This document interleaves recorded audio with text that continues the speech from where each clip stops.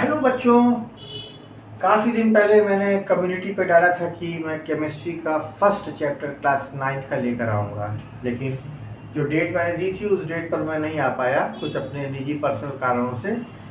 आज मैं आपके पास केमिस्ट्री का lesson 1 class 9th matter in our surroundings ये लेकर आया हूँ। देखो बच्चों, वाइट बोर्ड पर पढ़ाता हूँ, डिजिटल बोर्ड तो है नहीं कि बटन दबाया और सब लिखा हुआ आ गया। वाइट बोर्ड पे पढ़ाने का मतलब है कि टीचर के दिमाग में जब है भरा कुछ तभी वो यहाँ पे लिख पाएगा ना। कठिन काम होता है ये वाइट बोर्ड पे। तो मैं इस वाइट बोर्ड पे ही आप लोगों को पढ़ाऊँगा मैटर इन आवर सराउंडिंग्स। मैं आपको टॉपिक बताऊँगा, टॉपिक से रिलेटेड बातों को समझाऊँगा, डीपली समझाऊँगा, अच्छे से बताऊँगा। नोट्स तो आप लोग अपने स्कूल में पढ़ते हो, अच्छे अच्छे स्कूल में नो डाउट आप लोग पढ़ते हैं, वहाँ पे आपकी क्लास टीचर लिखवाते हैं क्वेश्चन आंसर। तो वो भी क्वेश्चन आंसर लिखो, ये भी क्वेश्चन आंसर लिखो, हम भी लिखवाएं। तो ऐसा कोई मतलब मुझे समझ में नहीं आ रहा है। There is no need to waste your time waste करने की ज़रूरत नहीं है ना बेटा। तो टाइम मैनेजमेंट बहुत ज़रूरी है स्टूडेंट्स के लिए। बात ये ज़रूरी है कि उस चैप्टर को मैटर इन आवर सराउंडिंग्स में क्या दिया हुआ है वो तुम मुझसे अच्छे से समझ लोगे तो जो क्वेश्चन आंसर है, जो क्लास टीचर आपके लिखवा रहे हैं, आपके टीचर अच्छे होते हैं, काबिल होते हैं, वो आप याद कर लीजिएगा। याद करने में फिर दिक्कत नहीं आएगी पॉइंट को, क्योंकि पॉइंट्स आप यहाँ पर समझ ले जाएंगे। तो कोशिश करता हूँ खूब अच्छे से आप लोगों को बताने के लिए मैटर इन आवर सराउंडिंग्स। तो आइए स्टार्ट करते हैं केमिस्ट्री का लेसन 1। इस चैप्टर में मैटर इन आवर सराउंडिंग्स में बच्चों 4 टॉपिक मेनली कवर करने रहते हैं। एक characteristics of particles of matter, दूसरा स्टेट्स ऑफ मैटर, तीसरा can matter change it's state और चौथा इवैपोरेशन। तो हम लोग क्रम से एक एक करके ये चारों टॉपिक्स को पढ़ेंगे। तो आओ शुरू करते हैं हम लोग अपना पहला topic, and that is characteristics of particles of matter. तो जब हम characteristics of particles of matter की बात करते हैं बच्चों, तो सबसे पहले हमारे दिमाग में आता है कि आखिर ये मैटर होता क्या है। मैटर मैटर मैटर मैटर, आखिर ये मैटर क्या है। तो मैटर, देखो तुम्हारे आसपास संसार में जितनी वस्तु हैं, ये मार्कर, ये डस्टर, कोई भी चीज़, ये प्लेट, ये ग्लास, ये सब कुछ बच्चों मैटर है। ये सब कुछ मैटर है जिसके अंदर भी मास है और जो स्पेस ऑक्युपाई करता है, वॉल्यूम होता है उसके अंदर, स्पेस ऑक्युपाई करता है और मास है।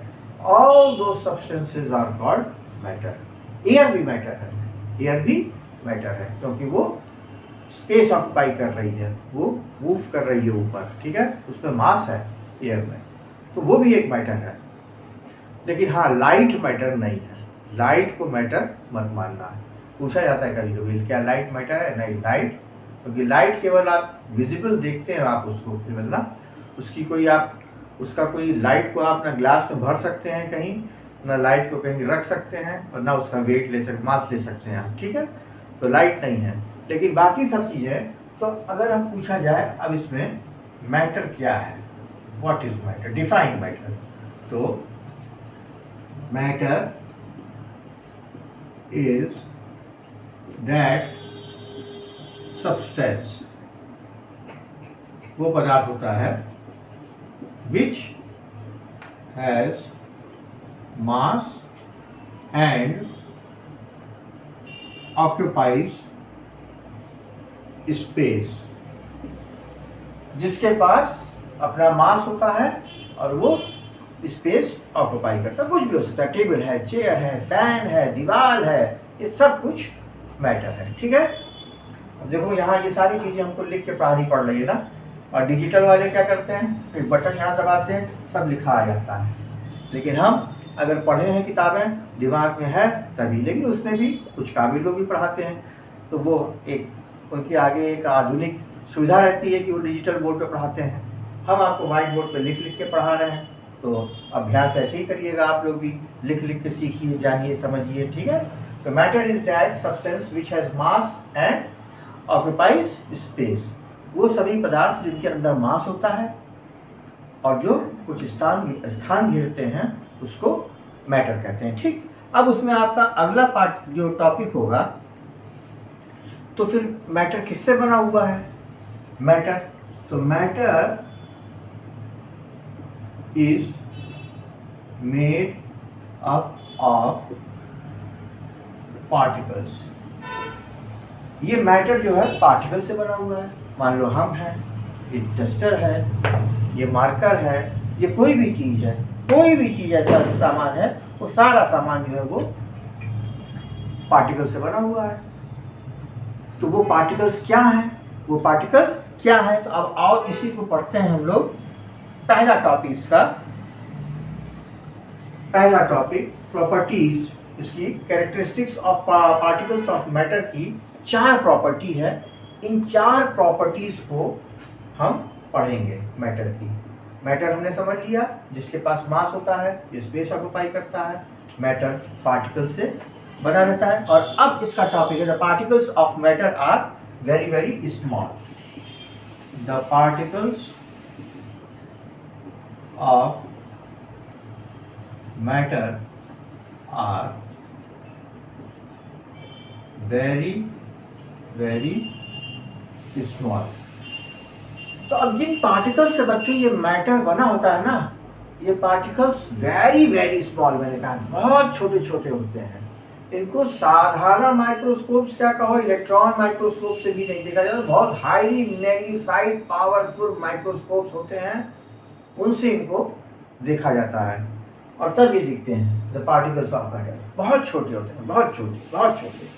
और इन छोटे छोटे जो सबसे छोटा पार्टिकल्स होता है उसको the smallest particle, the smallest particle of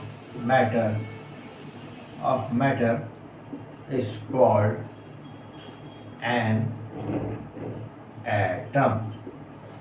और उस मैटर का, अब यहाँ से तुम्हारी बात समझने की शुरू होती है कि मैटर क्या है। मैटर जिसमें मास है, जिसमें स्पेस ऑक्यूपाई करता है, और मैटर पार्टिकल से बना होता है। और वो पार्टिकल क्या होता है? वो उस मैटर का सबसे छोटा पार्ट होता है, जिसको एटम कहते हैं। ठीक, एटम। तो मैटर, जिस तरह से हमारा जो शरीर है, बायोलॉजी में तुमने पढ़ा है क्या है? The fundamental unit of structure of our life is called a cell. Cell से बना है, 1 सेल, 2 सेल, 3 सेल, 4, सबसे एक ही सेल होता है। अमीबा क्या है? यूनिसेल्युलर है, सिंगल सेल्युलर है अमीबा। 1 से 2 सेल जुड़े, 3 सेल जुड़े, हाइड्रा बना, पैरामीशियम बना, ठीक है, मल्टी सेल्युलर बने। फिर उसके बाद आर्थ्रोपोडा में आप लोग आ जाइए, है ना। फिर कॉकरोच हुआ, ह्यूमंस हुए, ये सब क्या है? Multi cellular. लेकिन यूनिसेलुलर, सिंगल सेलुलर भी है, सिंगल सेलुलर भी है। तो जो सिंगल सेलुलर है वो यूनिसेलुलर है, एक उसके अंदर सेल है। तो एक जो सबसे smallest fundamental structural unit of life, जिससे ये शरीर बना, इसका सबसे छोटा पार्टिकल जो है शरीर का, मानव शरीर का, या कहो लिविंग बींग्स का, वो है सेल। वो चाहे प्लांट में हो चाहे एनिमल हो। तो एनिमल और प्लांट में जो सबसे छोटा पार्टिकल है, पार्टिकल से ऐसे रिलेट करो तो वो कहलाएगा सेल। और मटेरियल्स में, पदार्थों में, सब्सटेंसेस में, उसमें कहलाएगा एटम, उसमें एटम। अब ये एटम जो है, जब when 2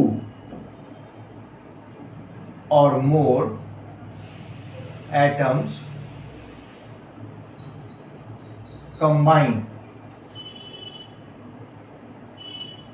together, they form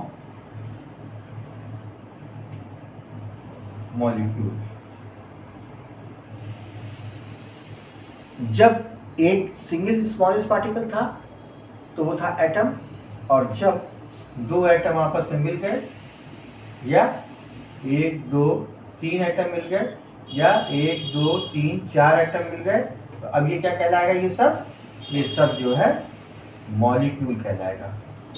तो मॉलिक्यूल बच्चों कोई बहुत घबराने की ऐसी चीज़ नहीं है। जब एक से अधिक एटम आपस में मिल गए तो वो मॉलिक्यूल कहलाते हैं, और सिंगल अगर है तो वो एटम कहलाता है। तो ये हमारा हो गया पहला property characteristics of particles of matter की, the particles of matter are very very small, very very small, ठीक है, वेरी वेरी स्मॉल। अब वेरी वेरी स्मॉल में एक चीज और तुमको बता दें कि आप लोग देखे होंगे टोंटी से पानी बूंद बूंद टपकता है। जब कभी कभी घर के टैप वाटर में पानी नहीं आता है, सप्लाई बंद हो जाती है म्यूनिसिपैलिटी से, या अगर आपका आरओ है उसको आपने बंद कर दिया, तुरंत पानी गिर रहा है, उसके बाद जैसे ही वो बंद हो जाएगा तो ड्रॉप ड्रॉप ड्रॉप ड्रॉप थोड़ी देर गिरता है, फिर बंद हो जाता है।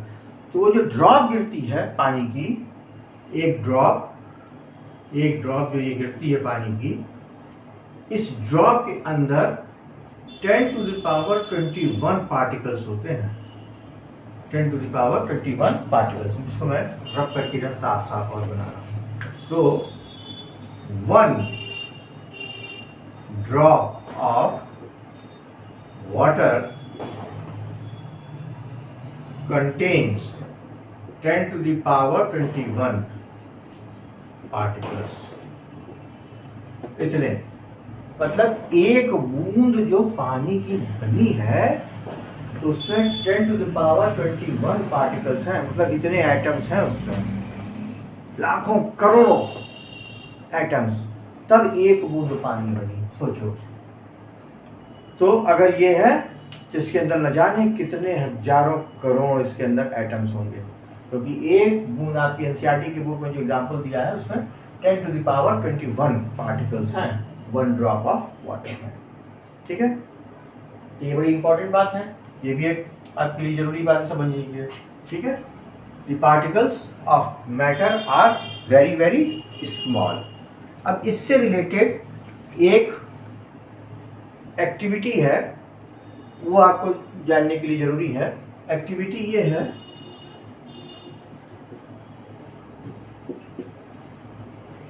कि आपको लैब में मिल जाएगा KMnO4, इसको बोलते हैं पोटेशियम परमैंगनेट। ये एक सॉल्ट है, ये सॉल्ट है, और ये जो है ये पिंक या पर्पल कलर का होता है। ठीक, पोटेशियम परमैंगनेट पिंक या पर्पल कलर का। अब हमने क्या किया कि एक बीकर लिया बच्चों, इस बीकर के अंदर हमने लगभग 100 ml पानी ले लिया, 100 ml वाटर, 100 ml वाटर इसमें हमने भर दिया बीकर में, वाटर 100 ml, और फिर इसमें हमने डाल दिया KMnO4 पोटेशियम परमैंगनेट।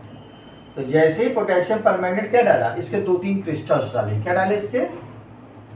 2 और या 3 क्रिस्टल्स। अच्छे से पढ़ना ध्यान से, तभी मजा आएगा। मैंने कहा ना, नोट्स वगैरह मैं नहीं लिखवाऊंगा, पढ़ाता जा रहा हूँ। नोट्स तो आपकी क्लास टीचर लिखवा ही रहे हैं, बस बातें समझते जाना, तो समझ लो चैप्टर तुम्हारा तैयार हो गया। Then you have to learn only question answers, वो तुमको लर्न करना है। और इंग्लिश अच्छी है तो अपने आप बना के भी लिख लोगे, बातें समझ में आ गई तो कोई प्रॉब्लम नहीं होगा। तो ये KMnO4 जो कि पिंक या पर्पल कलर का होता है, इसके 2 या 3 क्रिस्टल्स डाले। क्रिस्टल्स माने इसके छोटे छोटे टुकड़े, जैसे चीनी होती है घर में शुगर, तो चीनी क्या होती है, छोटे छोटे उसके टुकड़े होते हैं ना, तो क्रिस्टल्स कहलाते हैं। इसी तरह से ये KMnO4 के क्रिस्टल्स हैं।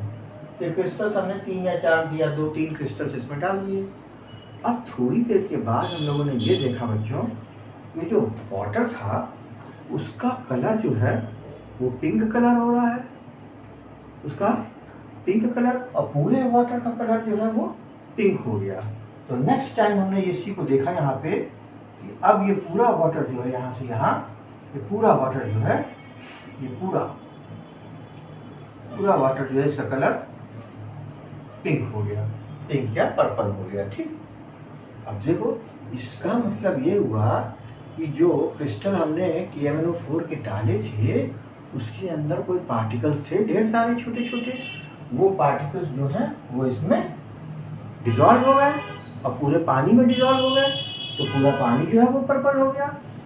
फिर इस बात को साइंटिस्ट लोगों ने और आगे देखने के लिए उन्होंने क्या किया कि अब यहाँ पे 90 ml वाटर लिया। कितना लिया? 90 ml। 90 ml, यहाँ 100 ml चल रहा था, 90 ml वाटर लिया, 90 ml वाटर। और यहाँ से 10 ml 10 ml वाटर जो है नाप के वो मेजर करके वो इसमें मिला दिया। अब जब इसमें मिला दिया 10 ml, तो फिर ये 100 ml हो गया ना ये भी। तो जब ये 100 ml हुआ ये भी, तो देखा गया कि ये जो पिंक कलर था 10 ml जो लिया था वो 10 ml इसमें पूरा डिजॉल्व हो गया। ये पूरा का पूरा पानी बच्चों ये पूरा फिर से पिंक या पर्पल हो गया। फिर उसके आगे करते गए मतलब ये बात समझ लो कि जिस पानी में, साफ पानी में हम लोग पीछे वाले गिलास से थोड़ा लेके मिला रहे थे, तो वो पूरा पानी जो है वो पिंक या पर्पल हो जा रहा था। ठीक है, इससे एक बात ये क्लियर हो रही थी कि पार्टिकल्स जो हैं वो छोटे पार्टिकल्स हैं जो जाके पूरे में डिजॉल्व हो जा रहे हैं और पूरे रंग को पिंक या पर्पल बना दे रहे हैं। तो the particles of matter are very small होते हैं और वो पूरे में जाके डिसॉल्व हो जाते हैं और सबको बना देते हैं पिंक या पर्पल। ठीक है, तो एक एक्टिविटी ये आपकी हो गई। अब उसके बाद दूसरा है आपका particles of matter have space between them.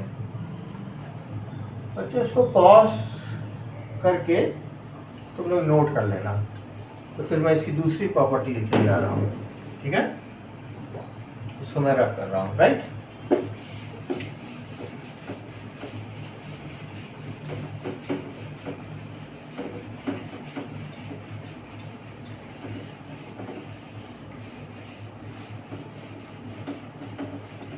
एक लेक्चर में बच्चों ये वीडियो नहीं हो पाएगा, ये 4-5 लेक्चर जाएंगे इसके।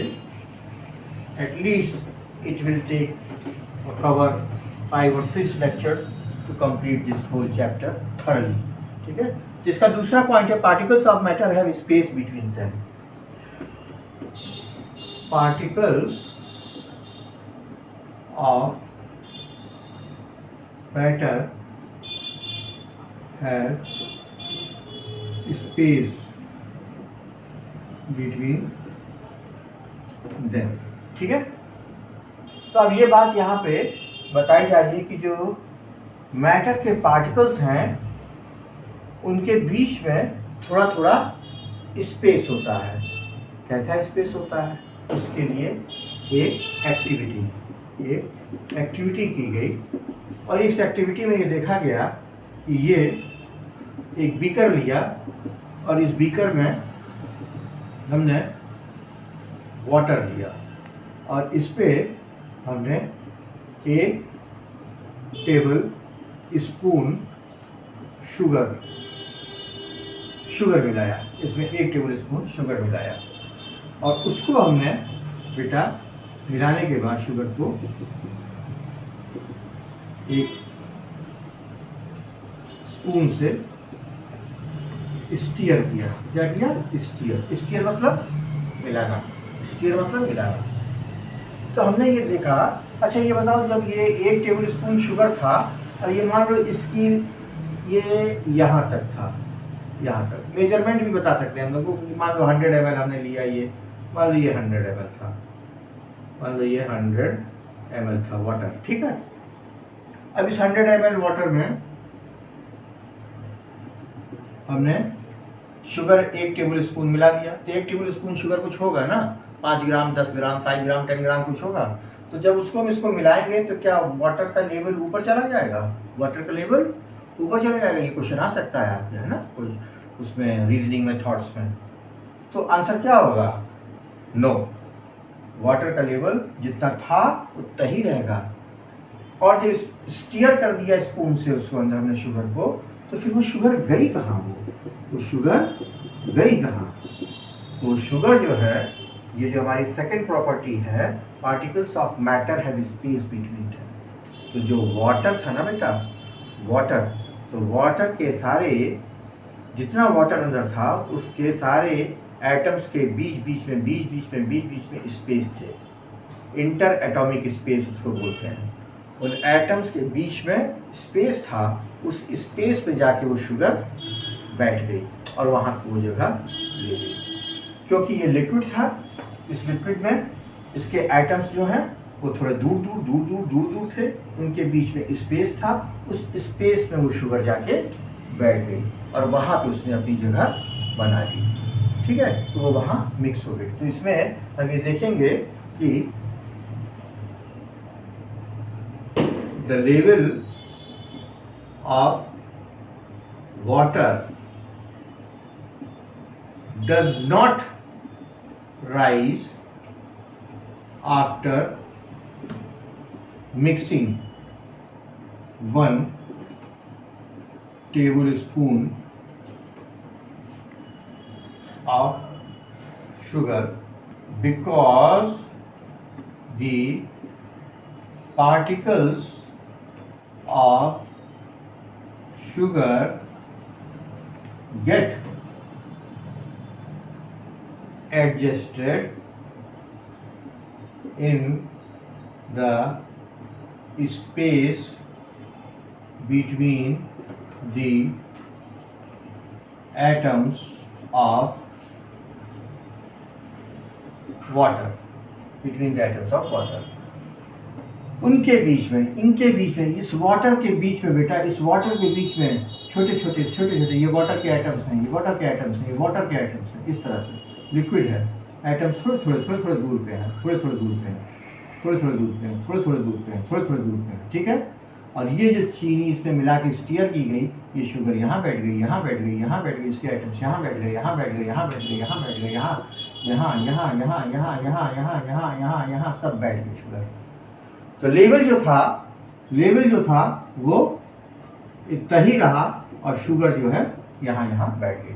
ठीक है, दो एटम्स के बीच के जो स्पेस थे, उस स्पेस के बीच में वो बैठ गए। ठीक, तो ये इससे रिलेटेड आपकी एक्टिविटी हो गई इसमें दिखाने के लिए। ठीक है, उसके बाद particles of matter are continuously moving. तीसरी एक्टिविटी, तीसरा इसका property, characteristics of particles of matter की पहली प्रॉपर्टी आपने पढ़ी, दूसरी प्रॉपर्टी पढ़ी, तीसरी property, particles of matter are continuously moving, ये क्या बात कहता है? ये कहता है कि जो मैटर के पार्टिकल्स हैं बच्चों, वो स्थिर नहीं रहते हैं, वो स्टेशनरी नहीं रहते हैं, वो कंटिन्यूसली मूविंग करते रहते हैं। मतलब अगर ये डस्टर है, इस डस्टर के अंदर अगर पार्टिकल्स हैं, एटम्स हैं, तो वो कंटिन्यूसली मूव कर रहे हैं। तो ये सॉलिड है। अब सॉलिड में कैसे मूव करते हैं? तो अगर सॉलिड है तो सॉलिड में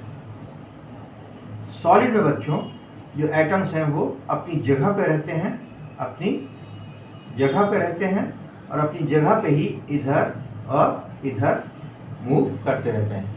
ठीक है, टू एंड फोर्थ, इधर से उधर, इधर से उधर, इधर से उधर, इधर से उधर, ऐसे ऐसे ऐसे ऐसे ऐसे ऐसे ऐसे ऐसे एक तरह का वाइब्रेशन जैसे होता है, वैसे वो अपनी जगह पे ही अपनी जगह नहीं छोड़ते हैं। क्योंकि सॉलिड है ना, ठोस है, तो उसके एटम्स अपनी जगह नहीं छोड़ते हैं, वो अपनी जगह पे ही इधर उधर मूव करते रहते हैं। ठीक है, तो particles of matter are continuously moving. तो सॉलिड में क्या करते हैं? एक ही जगह रहते हैं, वो टू एंड फोर्थ मूव करते रहते हैं केवल। ठीक, लिक्विड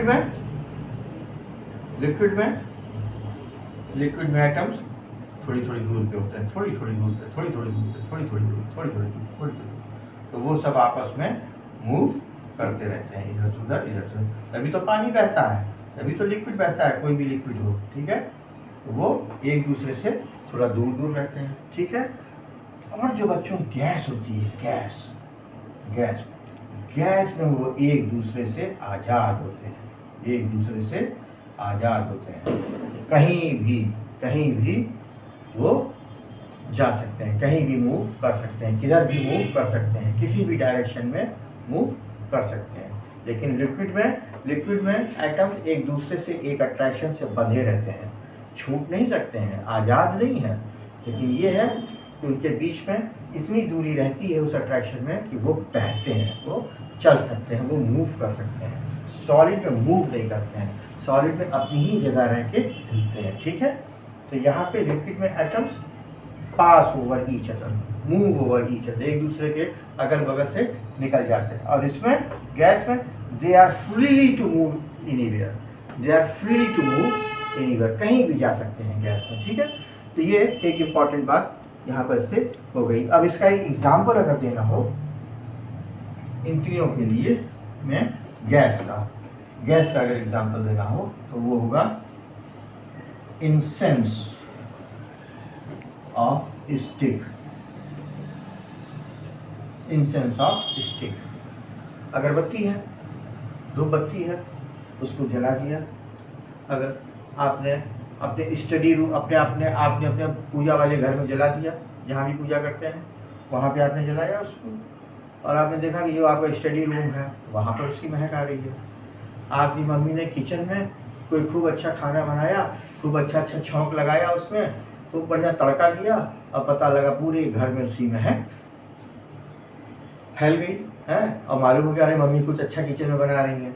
तो ये क्या हुआ, ये इसका मतलब ये हुआ कि पार्टिकल्स ऑफ मैटर, उसके जो एटम्स हैं गैस के, वो कंटिन्यूसली मूव कर रहे हैं, they are freely to move anywhere.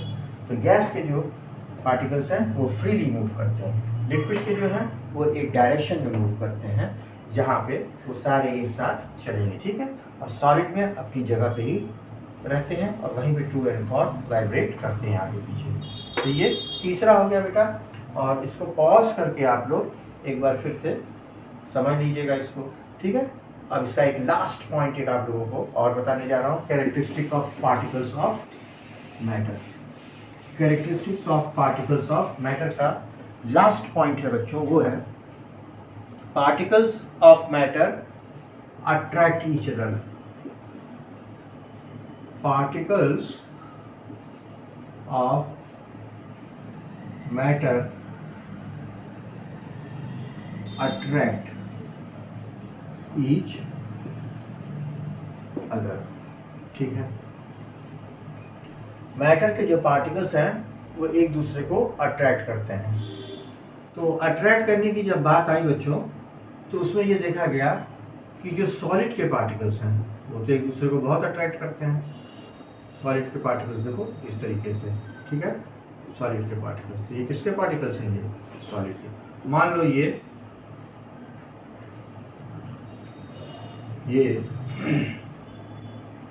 Would है, लकड़ी, ठीक है, लकड़ी।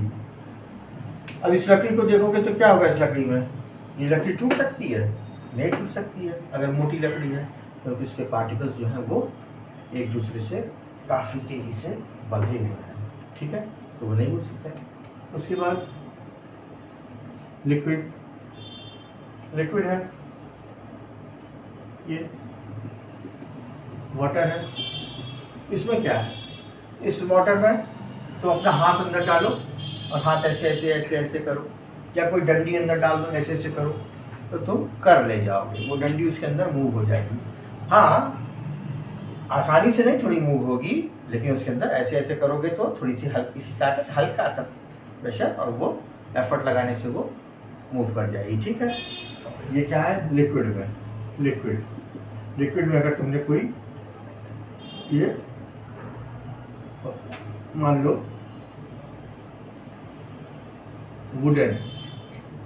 वुडन रॉड डाला और इसको हिलाया इधर उधर, ठीक है, तो ये इधर उधर थोड़ा सा ताकत लगा के हिल जाएगा।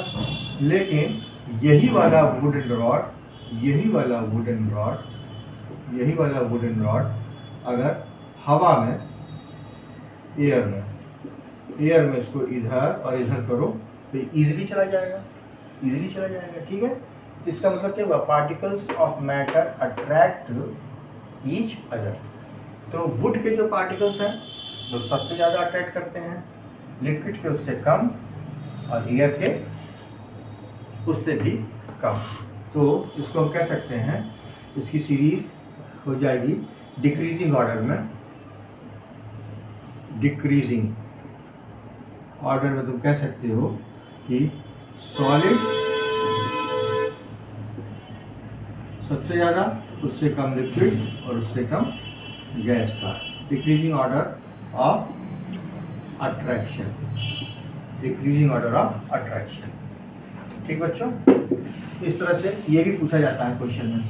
ठीक है, which is the correct order of decreasing order of attraction among solid liquid and gas.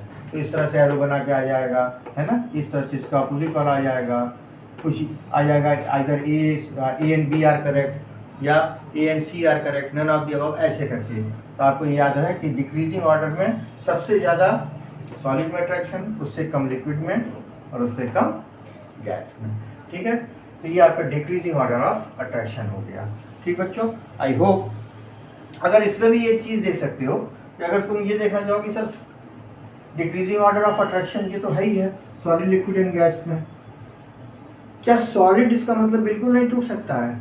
अरे सॉलिड भी टूट जाता है। मान लो मेरे पास कुछ यहाँ पर ऐसी चीज नहीं दिख रही है, लेकिन स्केल मान लो अगर हो, scale, yes I got a scale over here, मैं दिखा रहा हूँ तुमको। ये स्केल बच्चों प्लास्टिक की है, सॉलिड में आती है ये ना।